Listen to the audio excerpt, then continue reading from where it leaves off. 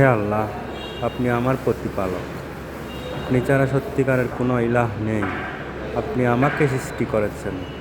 আমি আপনার বান্দা। আমি আপনার প্রতি অঙ্গীকার পালনে বদ্ধপরিকর।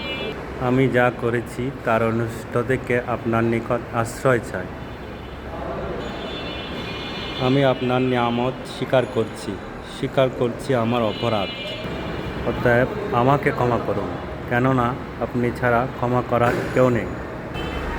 পৃথিবীতে বেঁচে থাকা অবস্থায় রমজান মাস পেয়েও আল্লাহর ইমানদার মুসলমান বান্দা তার গুনাহগুলো ক্ষমা করাতে পারল না।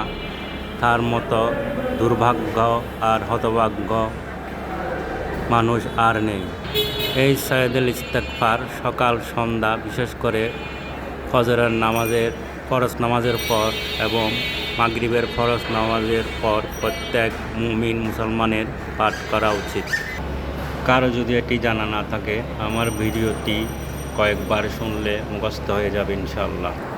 এটি আপনার আপনজনকে শেয়ার করে আপনার টাইমলাইনে রেখে দেওয়ার জন্য অনুরোধ রইল। সামনে আরও চমকপ্রদ ভিডিও আসতেছে। লাইক, কমেন্ট, শেয়ার করে পাশে থাকার অনুরোধ রইল।